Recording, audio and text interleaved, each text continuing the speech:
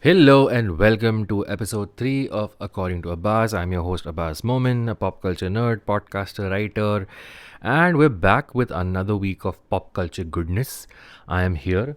My cat Jumpy is here behind me as always, and thank you so much for showing love to the previous 2 episodes of According to Abbas. And before we begin, please subscribe to this channel because, again, just following orders that I have been given by YouTube people that I should ask people to subscribe within the first minute. So, this is me doing that. Also, I wanted to tell you all that this show is now also available on Spotify. So, this video version is also available on Spotify.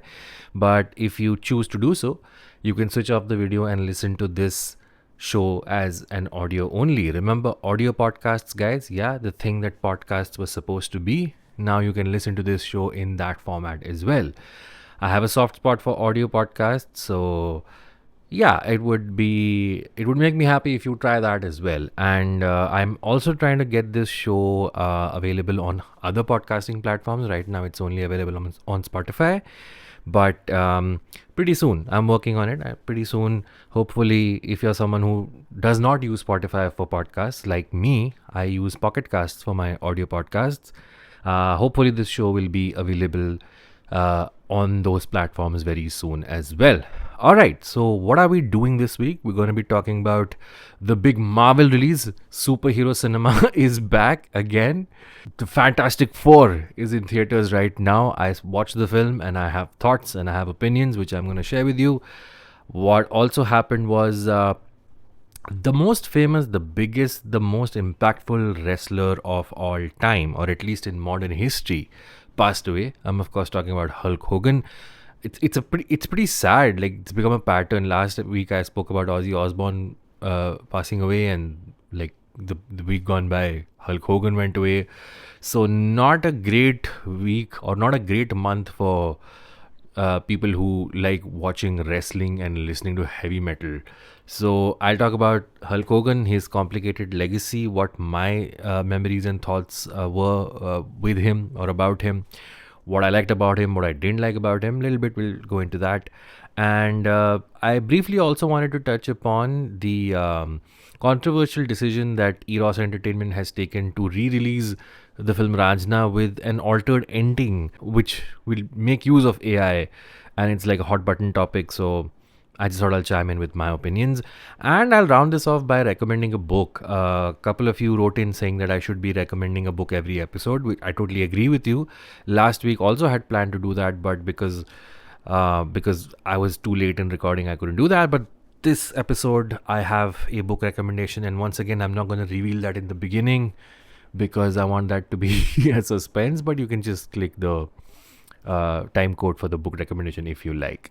All right, so let's get started with the Fantastic Four. I don't know why I did that. By the way, I should give a caveat that I'm like literally recording this at 1:30 a.m. in the night, and I can hear construction noise outside. So apologies if some of that bleeds into this audio. I'll try my best to give you the best version of the audio. But yeah, welcome to living in Mumbai, where you can hear construction noise in the dead of night. Anyway, on with the Fantastic Four. So the Fantastic Four is the newest MCU film. It's the 37th entry in the Marvel Cinematic Universe. It's also entry number 1 in Phase 6 of Marvel. And this one is directed by Matt Shankman, who also directed episodes of WandaVision, which was a show I quite liked. And the main cast is, of course, Pedro Pascal, Vanessa Kirby, Joseph Quinn, and Ebon Moss-Backrack. I hope I pronounced that name correctly because he's a really big deal on The Bear, but I haven't watched The Bear yet. So apologies. Why am I apologizing for not watching The Bear? I'll get around to it. There's a lot of stuff to watch. So, a little brief history about the importance of the Fantastic Four for Marvel Comics. The Fantastic Four back in 1962, I believe, was the first title that got really popular, sold really well, and was really well liked by comic book readers. And it kicked off what was known as the Atomic Age of Marvel Comics, on the back of which characters like the Hulk, Spider-Man, Even Thor and the X-Men later on kind of became really big.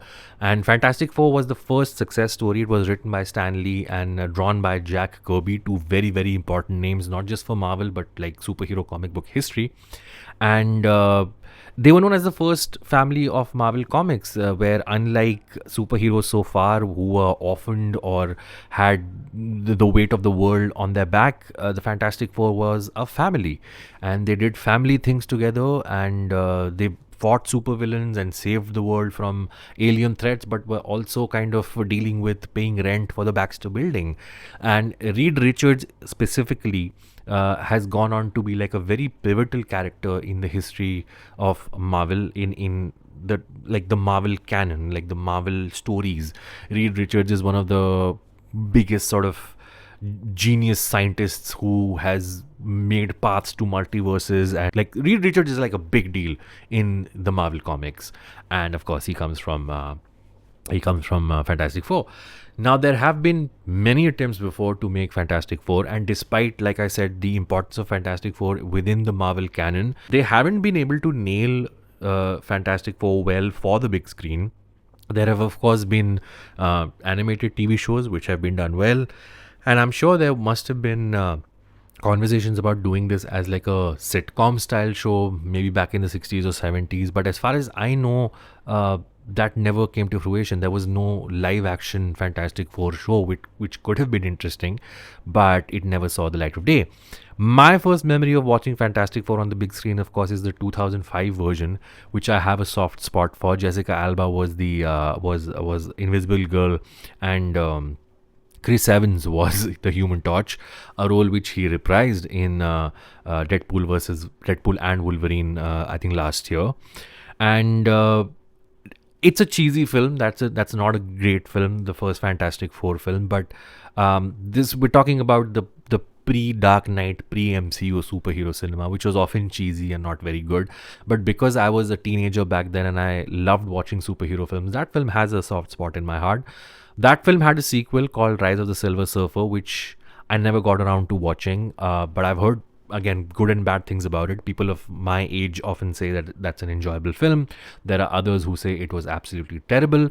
And then there was Fan Four Stick, where they tried to reboot the Fantastic Four and give it a more gritty take, give it a more realistic take, which absolutely tanked. The film came out in 2015, so even that film is like 10 years old now. And also, there was an attempt to make a Fantastic Four film which predates all of this, which was produced by Roger Corman. Roger Corman, if you don't know, is like the king of B movies in Hollywood, or rather was the king of B movies in Hollywood. But he has a very interesting career. And this particular Fantastic Four film, which I think came out or was supposed to come out in, if I'm not wrong, 1990, and it was never released. It was purely made for the studio to keep the rights of the Fantastic Four. They would have lost the rights of the film if they didn't make a version out of it or a product out of it. So that film never saw the light of day. There's a very good documentary which is based on the making of this film that never came out, and the documentary is called Doomed. So yeah, the Fantastic Four has had a troubled past, and it's quite surprising that the best Fantastic Four film so far was not made by Marvel. It was actually made by Pixar, and which was The Incredibles. The Fantastic Four, of course, is the second big ticket blockbuster superhero film that's releasing this month. The first one was Superman, which is directed by James Gunn, which I reviewed in episode 1. You can go check that out. And I couldn't help but notice a few similarities between the two films. Just like Superman, Fantastic Four expects you to sort of, or rather throws you in media res. This is not an origin story. The origin of the Fantastic Four is actually dealt with very cleverly and very nicely within, I would say, the first 10 minutes of the film.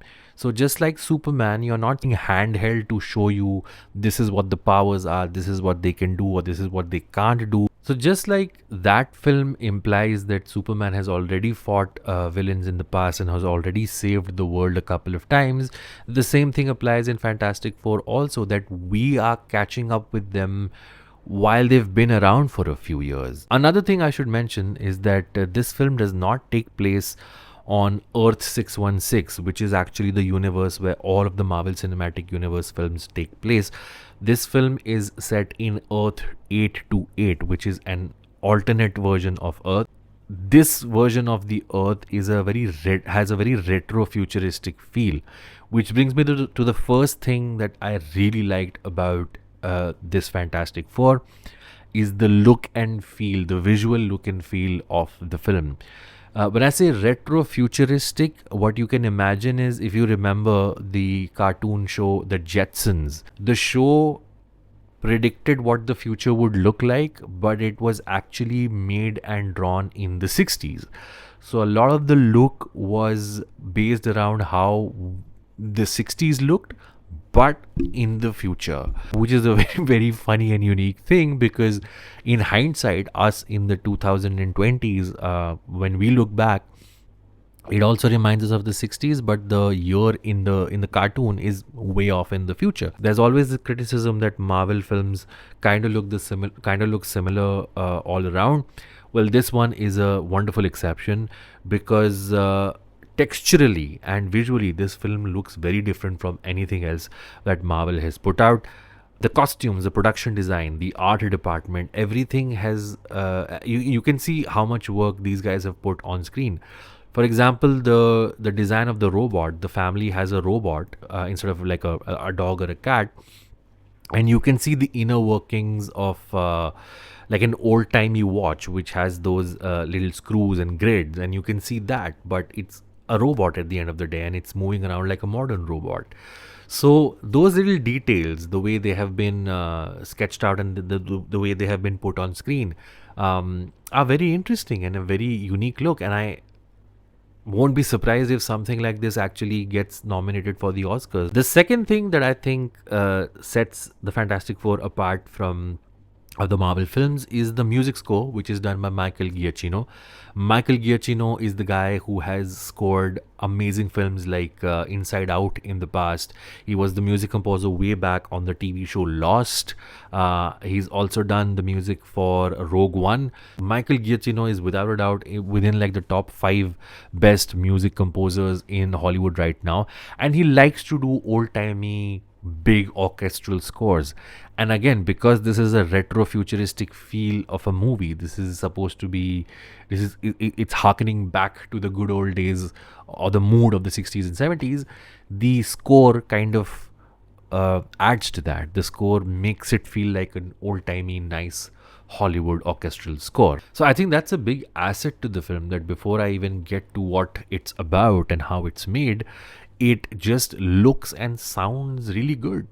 What's also interesting is this is the first Fantastic Four film which is set in the time when the original Fantastic Four comics became popular. So the comics became popular in 1962. I always wanted to see a Marvel film or a film around Marvel characters which is set in the 60s. Like, I would love to see a Spider-Man film that's set in the 60s, because again, the 60s is when Spider-Man and the Hulk and Thor all became really famous. So that is another thing that, for me at least, had the film had going for it. The film's big bad villain is Galactus, who once again is one of the most legendary villains in Marvel Comics, right up there with Thanos and Doctor Doom and Magneto, Norman Osborn. Like, he's in the category of the biggest villains out there. And I think once again, this is the first Fantastic Four film to do justice to Galactus. The scenes which deal with the cosmic universe, where the Fantastic Four go into space, and Galactus is supposed to be ginormous. He's someone who eats planets, so you have to show him as someone whose magnanimity you cannot imagine. And I think this film does that. That's something I was actually concerned about, is would it look corny or would it look cheesy if you show Galactus as huge as he actually is in comics. And the film does a very good job of just portraying that scale, or Galactus at scale, especially the intro scene of Galactus is breathtaking, and I watched it on a normal screen and I wish to watch it again in an IMAX screen just for that one scene where the Fantastic Four and Silver Surfer, who's also in this film, are face to face, or rather foot to face or ground to face to Galactus.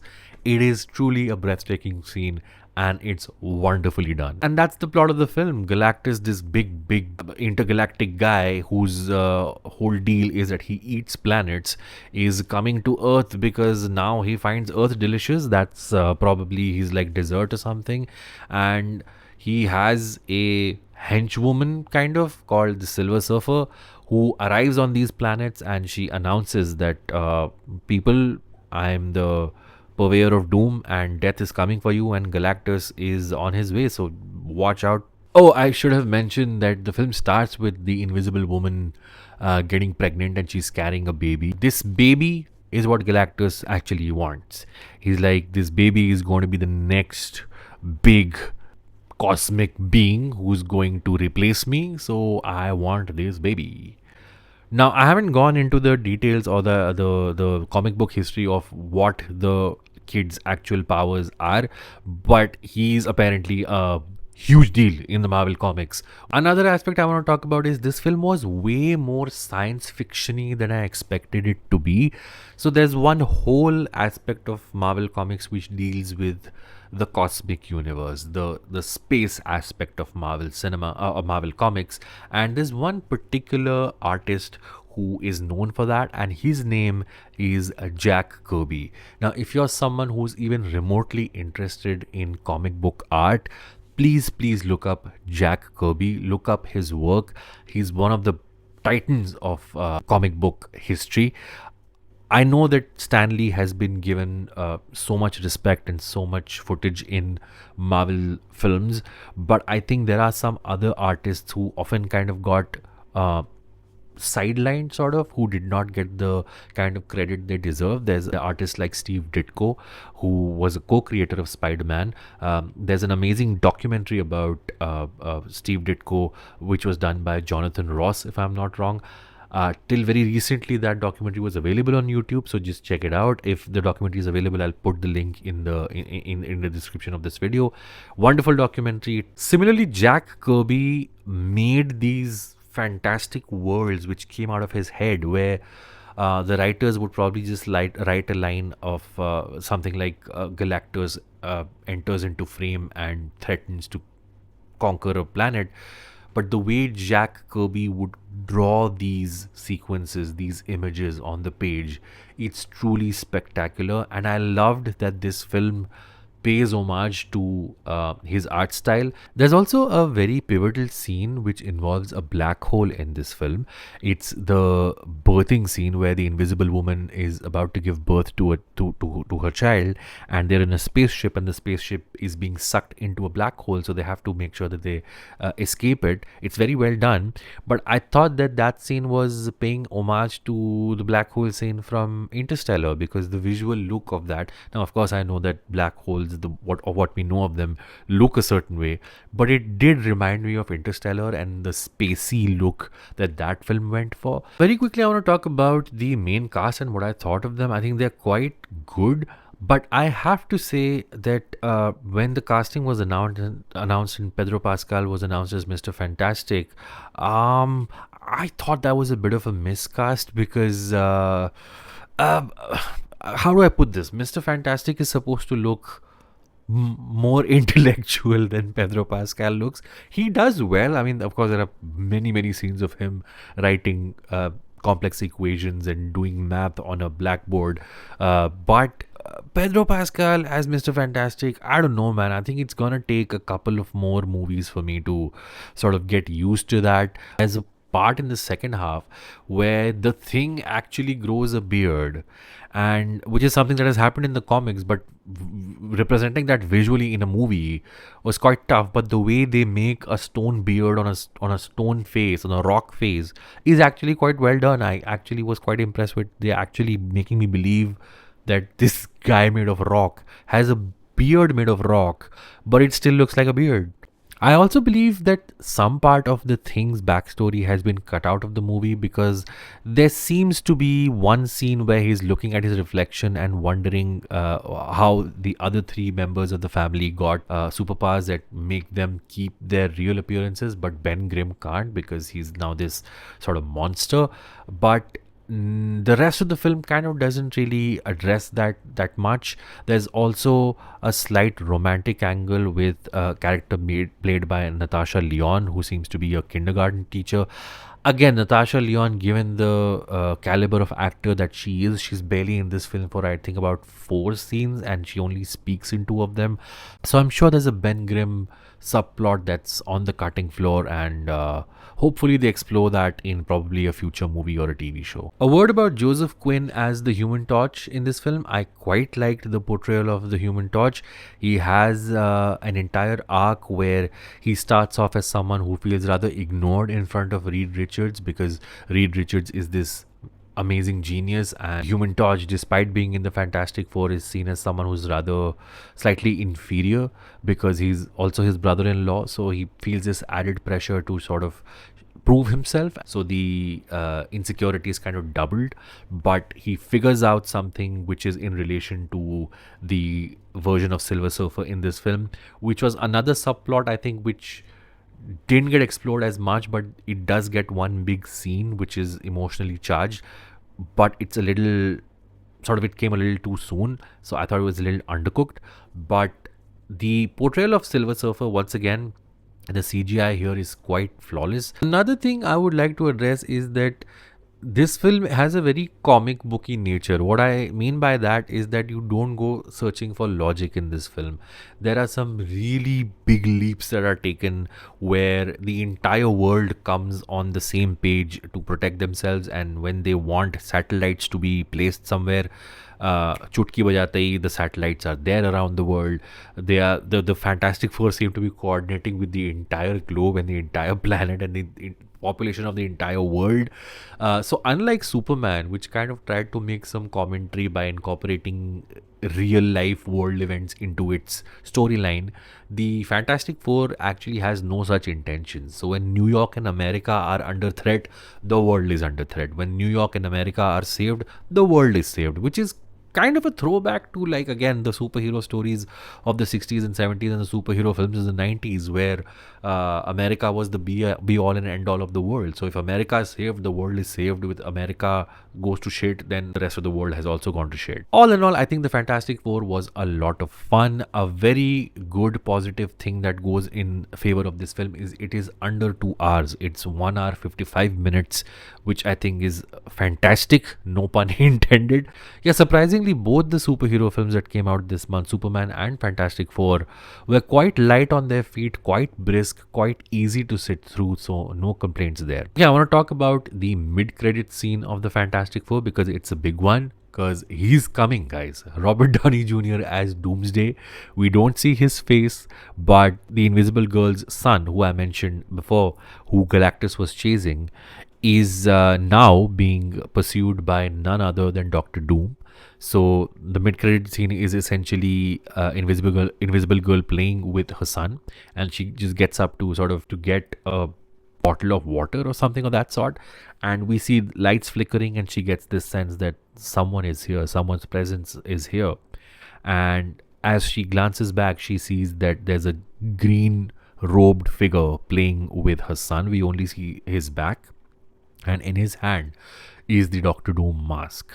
I almost expected him to turn back and be like, hello, Invisible Girl, but that didn't happen. But yeah, this sets up Avengers Doomsday, which is 15 months into the future. There's no Marvel project in between. So I'm looking forward to that. I think that's a good thing. I think you make us wait more than a year for the next Marvel thing. That's a way to build up anticipation. And because the build up to Avengers Doomsday has not been as cohesive as it was for, let's say, Avengers Infinity War, this builds up anticipation. The fact that Fantastic Four was well done, that it does not, it's a film on its own. If you're someone who hasn't seen the 36 previous Marvel films, I think you will still enjoy this one because it's self-contained, which again is a very, very rare thing for the Marvel films.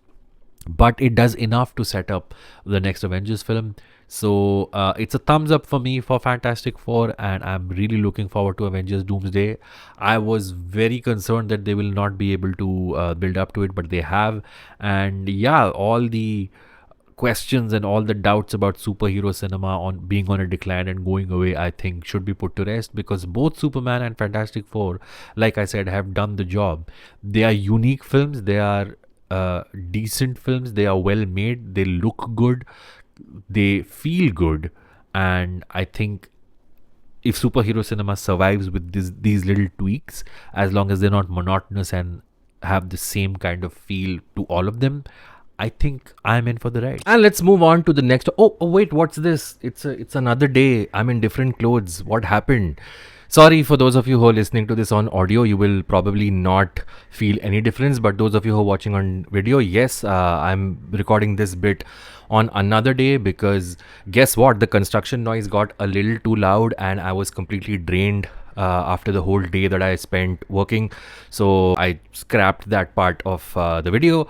But point I was getting at is the next thing I wanted to talk about was the passing of Hulk Hogan. And for those of you who know me, know that wrestling is like a big part of my life. For whatever reason, I'm not a big fan of like real sport. Like I do dabble into whenever there's a big cricket tournament or like a football World Cup, but wrestling is something that I follow 12 months a year. I became a fan of WWE in the late 90s, early 2000s, which was then known as the Attitude Era.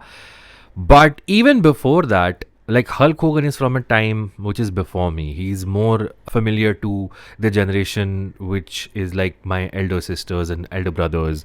The 80s is when Hulk Hogan dominated. And without a shadow of a doubt, Hulk Hogan is the guy when it comes to wrestling. The way he looked, the way he dressed, the way his fandom was dubbed Hulkamania. He is and will, in my opinion, for the foreseeable future, remain the gold standard to which every wrestler will be compared when it comes to popularity and when it comes to taking a niche thing mainstream, right? But that all of that said and done, I was never really a Hulk Hogan guy, to be honest with you. Now, agreed that I didn't grow up in the 80s, I grew up in the 90s, and yet there are wrestlers from the 80s who I quite enjoy. Like, I was always a Macho Man guy. I was a Bret Hart guy. I was a Shawn Michaels guy, right? And Hulk Hogan never really appealed to me that much.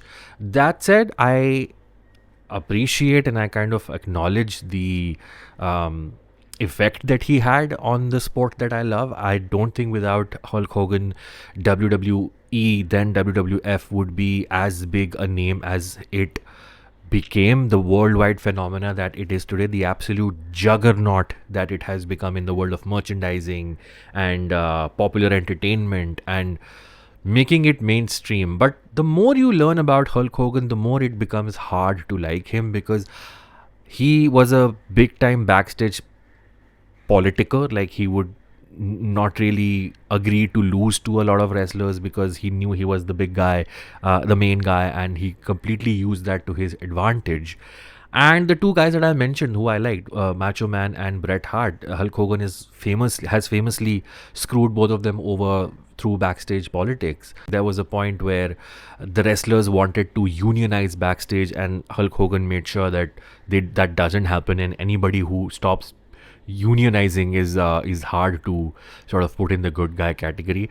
But I just briefly want to talk about the memories I do have of Hulk Hogan. Hulk Hogan also had a very brief run, a nostalgic run, if you will, in the early 2000s, in around 2002 to 2007 or 8.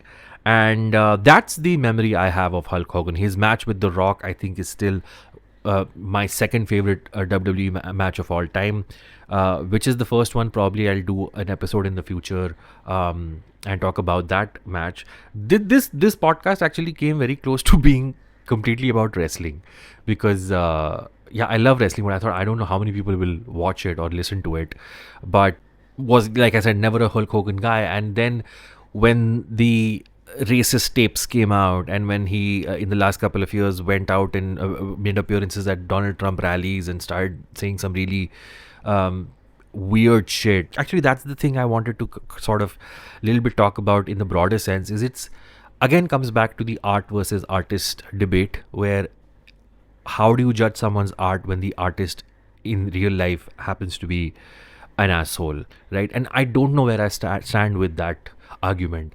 I'd be lying if I said that I have a blanket policy when it comes to controversial artists who are outed for something or who get into controversy and has to completely stop consuming their art. And a lot of writers and comedians have actually done, have spoken about this. There's actually a book called Monster: A Fan's Dilemma by the author Claire Dederer, which precisely talks about this very notion of artists who mean a lot to people, but then in their real life turn out to be completely opposite of what you imagine them to be. The two major cases I think this book deals with. One is, of course, Roman Polanski and Woody Allen and artists like Michael Jackson, whose legacy now stands in question. And I think since Hulk Hogan's passing, again, I've read a lot of articles and heard a lot of podcasts which are making a very clear demarcation between the character he played in the ring and the man he is outside of it. But I don't know where I stand with that. I mean, it helps the fact that I wasn't a big fan of him to begin with. So for me, it's easier to sort of distance myself from that.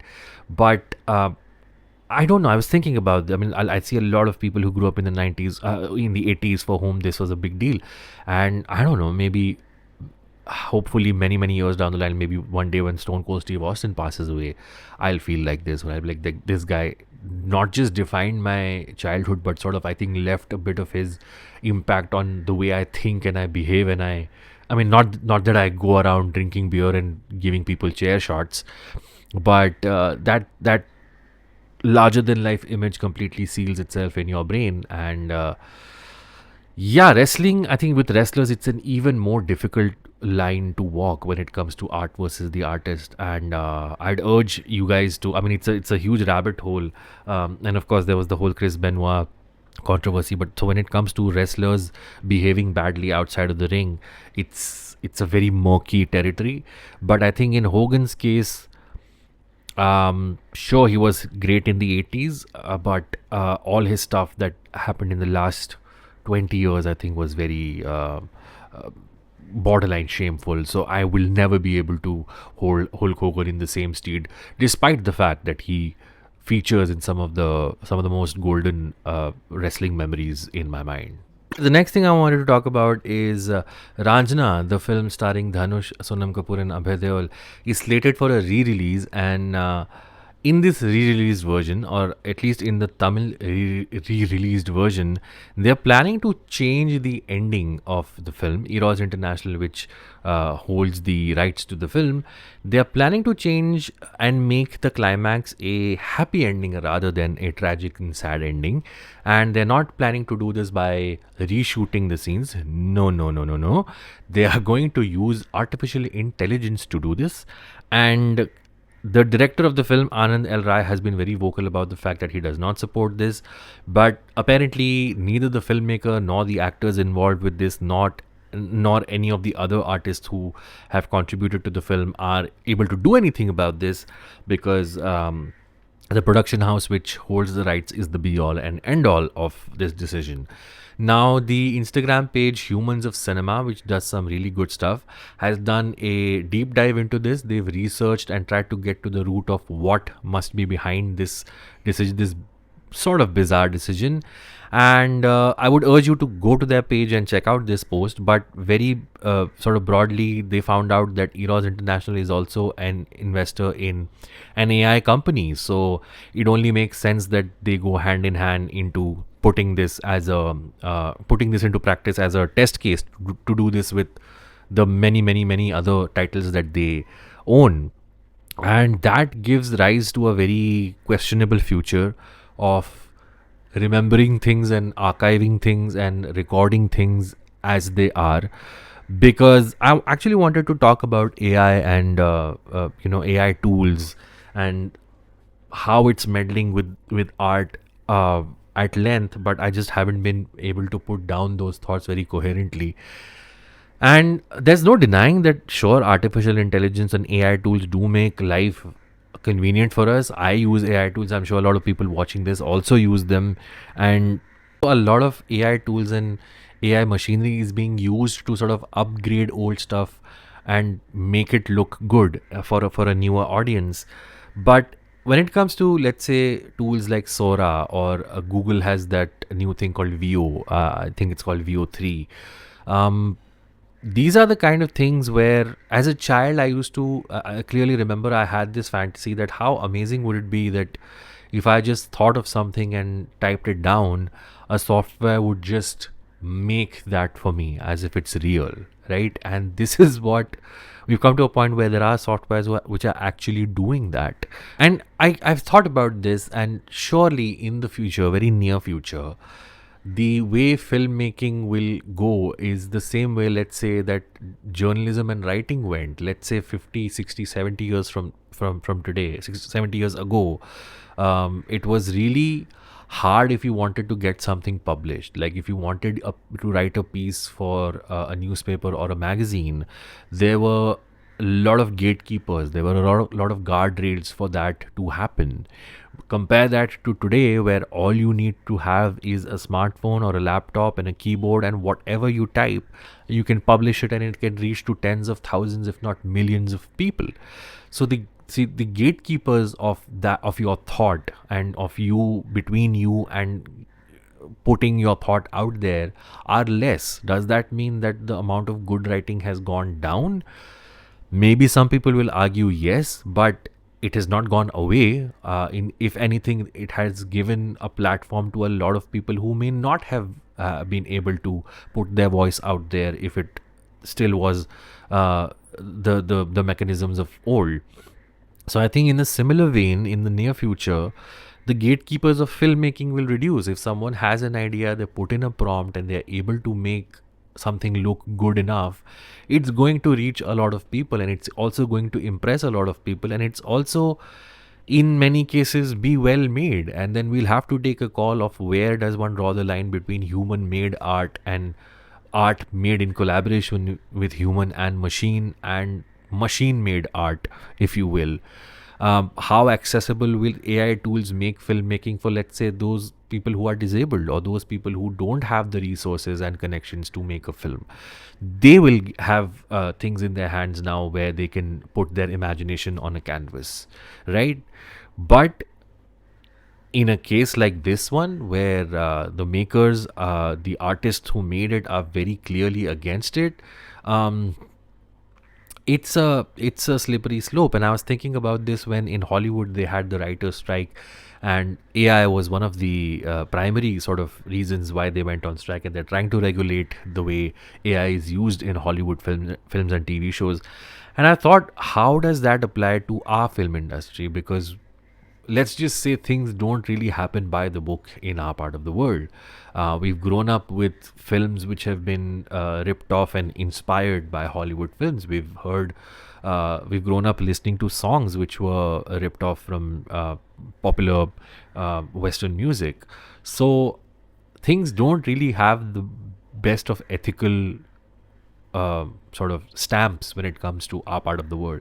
That's not to take anything away from the artists and the craftsmen who actually do put in genuine work and put their hearts and souls into their work. And there needs to be a way to stabilize this and to measure this and to sort of put this into practice, that artificial intelligence does not meddle with human emotion, human effort, human hard work, and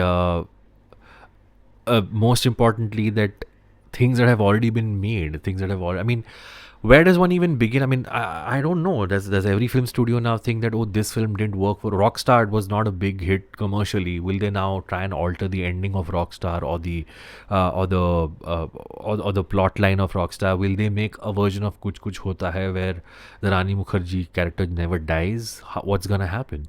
So it's a murky road ahead, and I really hope that people who make art, because I am also sort of involved with the creative industry, and it's a big question mark as to what's going to happen in the future. And whatever happens, I hope, like I said, that the genuine human emotion. वो एक forward हुआ करता था ना, that the shortcomings of a medium are the thing that make it charming. Like for example, the sort of blurry waves on a video cassette tape is what makes it more endearing now, because that's kind of the quintessential thing of a videotape, or the scratches heard on a gramophone record is what makes it special, because that scratchiness will never be heard in crystal clear digital files, or the sort of grainy video of something shot on film. So I think we'll probably get to a point where things will be so pristine and so perfect, and that's what we are chasing, right? Perfection. Because otherwise, why would you change an ending of a film which is supposed to be tragic, which is supposed to make you sad, into a happy ending, because you want to give the impression that, oh no, a happy satisfied ending, a storytelling that makes you content with your life, is better than the one which will probably make you revisit old wounds. But that's not how life works. Life works in a way where tragedy strikes everyone at some point or the other, and everybody uh, unites through that emotion, because everybody has gone through that emotion and overcome that emotion, and the very fact that you stand by each other is what helps you overcome that emotion. I hope real human emotion and human art survives at the end of the day, aided by AI tools but not overcome by them. Okay, and lastly, I want to recommend a book, which is this one. It's called Yellow Face. It's by Rebecca F. Kuang. Now, Rebecca F. Kuang is known for writing a trilogy of fantasy novels. I think they're called the Poppy War trilogy, which I'm yet to read, and they are wildly successful. And she's also written a very successful book called Babel, which is set in Oxford, and that also has to deal with magic realism. But Yellowface does not have any fantastical elements or fantasy fiction elements for the most part. It's a book that's revolving around the publishing industry. So if you're someone who is interested in authors and how or what happens in meetings between authors and their agents, or when an author gets into controversy, how does one publishing house save face when it comes to a controversial author, Bloomsbury. This is a great book for you. So I'll very quickly read the sort of two-line synopsis from behind the book. Actually, it gives a lot of it away, but I don't want to give that much away. But in a nutshell, Athena Liu is a literary darling, and June Hayward is a literary nobody. This is one hell of a story, it's just not hers to tell. When Athena dies in a freak accident, June steals her unpublished manuscript and publishes it as her own under the ambiguous name Juniper's Song. So yeah, Athena Liu. This book is written from the June Hayward character's point of view, who's a white woman, and when her friend Athena Liu, friend in inverted commas, because there are a lot of complications here, when her friend, who happens to be Chinese American, passes away, she steals her manuscript and rewrites it and publishes it as her own. Again, I mean, this is quite interesting, because I just spoke about the collaboration between an AI and a human being. In Yellowface, it's this very interesting outlook of how a writer who has stolen the manuscript of her friend, but she also wants to rewrite it, but she's kind of in conversation with her dead friend, who happens to be Chinese American, and the narrator is white. And when she publishes the book and it becomes a raging success, she wants to enjoy the success, but she also feels like she's guilty of something, because the culture and voice that she wrote in the subject that she wrote about is not hers to write, because it's supposed to be her friend's Chinese American ethnicity portrayal. Oh, it's a fiction book, by the way. I don't know if I mentioned it's a novel. uh, the book touches a lot upon this whole, again, cancel culture, where there's this whole question about who gets to say which stories. Can a man write an authentic book which is, let's say, about women, or can women write authentic books which are about men? Can a white person write a book which has a non-white protagonist? Who gets to say all of that? And all of that is dealt with. Again, these are very serious, heavy topics, but they're dealt with in a very cutting, sharp, satirical way. I mean, this book reminded me a lot of when I was reading Gone Girl. And if you've read Gone Girl or even seen Gone Girl, you know that the entire outlook of that book, the presentation is very cutthroat. It's very sharp. It's very precise. It's very, um, you know, it puts you at the edge of your seat, and that's what I felt with Yellowface also.